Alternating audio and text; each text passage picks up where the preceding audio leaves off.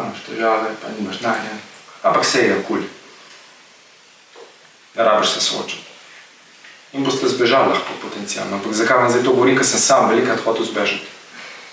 Ker sem bil na predsebu vse rekel, kaj me briga, ne bom se zajbal, sem trpim tle, mučim se na seansah, pa sam še bolj sem odrekel. Zakaj? Zato, ker se enkrat odpreš, takrat hodijo ven stvari iz nezavednega. Vse, kar smo potlačili, mi se zavedamo takole, smo rekli, nekaj 3 do 5% je zavest.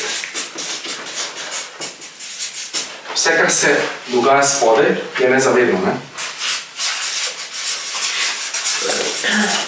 In kaj mi delamo v bistvu s to terapijo? Mi to ločnico zavesti in nezavednega nižamo. To pomeni, da se več stvari začnemo zavedati. Torej, več stvari iz nezavednega prihaja v zavedno, to pomeni, da lahko zavestimo stvari, ki so nas bolele iz podzavesti, pa tega sveda nismo vedeli. Ker faze napredka so vedno 3. Prva je ozaveščanje.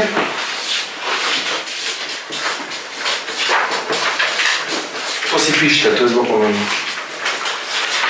Ker če si to še zapisali, vam bo še ostalo, ker te zakodirali si to noter v vaš celični spomin.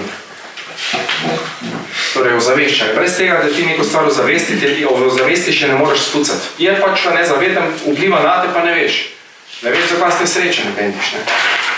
Zakaj ste nezadovoljni skozi življenje, zakaj skozi trpiš, zakaj si ustvarjaš niste odnose, zakaj nikoli nimaš denarja. Saj ne veš.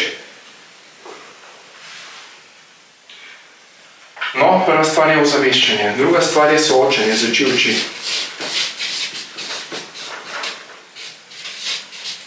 Brez tega, da imaš strah, pa da se ne soočiš z njim, ga prav zares ne moreš spucati. Nehaš bežati od njega, sooči se. Ok, strah, daj ga na stol, občuti ga, spremi ga. Prav z občutki se moraš soočiti. Seveda. Ne samo racionalno z umom, pa knjiga brati. To je za prvo stopno razvoja, knjiga brati. Pomaga do neke mere, ampak spet filaš nič pa ne spremeniš, mora ti priti do srca, kot sem rekel. Ne mora ti pa priti do srca, dokler imaš toliko negativnih vzorcev tle, toliko blokad. Ker to, kar je tle v glavi, ni v skladu s srcem. In kaj mi delamo v tej terapiji? Mi v bistvu spreminjamo mentalne vzorce, torej transformiramo ta nezavedni subconscious mind, v kar je dr. Lipton rekel, 95% vzrokov za težave je to.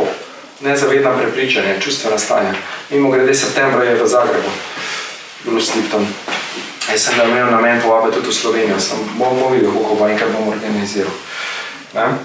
On je number one, celični biolog na svetu. On je zapustil to konvencionalno znanost, ki je dokazal, da dejansko so prepričanja vplive okolja, ključ, kar vpliva na DNK, epigenetiko v bistvu začel in to področno bolezni na fizičnem, celičnem nivoju. Dokazal je fizično, prav, poskuse s celicem delom in tako naprej. Pacient je imel mišično distrofijo, te celice so potem dali ven v drugo okolje, celice so normalno delali, funkcionirali. V telesu človeka pa ne. Zakaj? Zato, ker človek ni hotel živeti. Ni hotel živeti, ni mogel rok premikati, nič, mišice niso delali. Halo? Koliko je to močno? Mind. To je vse. Ko presežeš to, se osvobodiš. Ego ni nič drugega kot vzorci. Ko presežeš vzorce, presežeš svoj ego in se lahko razsvetliš. Torej, soočenje z oči v oči, brez bežanja. Poglej resnici v oči, priznaj si. To je zdaj v mojem življenju, tak sem je, bentiš. In to ni easy, da si priznal, da si manipulatorski, da in lažeš včasih, in se sprenevedaš, in se pretvarjaš, in si žrtev in tako naprej. To ni easy. Večina ljudi tega ne zmore. Zato pač si lažejo celo življenje, pa več življenj, ki trpijo.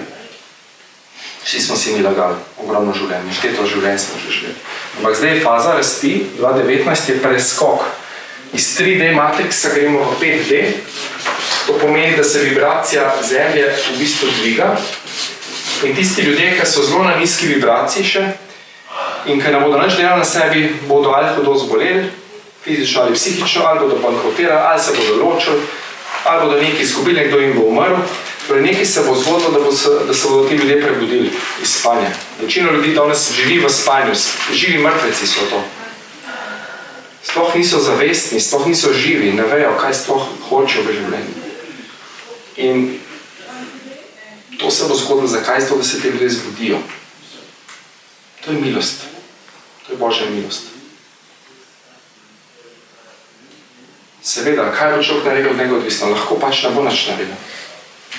To bo verjetno večina. In potem bodo se spet nekje inkarnirali, enkrat, če bo milost taka, ne?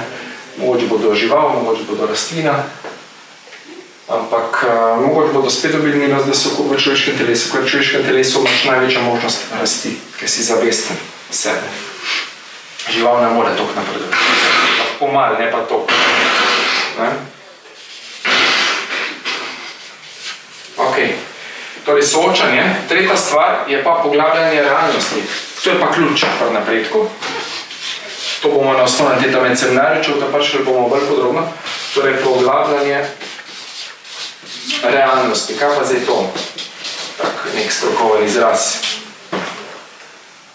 To pa pomeni, da ti ugotoviš tako imenovane navidezne koristi, ki jih imaš od te drame, ki se jo greš v življenju. Torej navidezne koristi.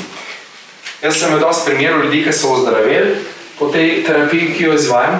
En je recimo ostal iz vozička, to je zadnjič Erik, moj kolega z akademije, sošolce razlagal. Imel je neko čudno diagnozo, bolezen, predvsem noge so mu čisto povedala in bil pač hrom, ni mogel več niti hoditi, nič.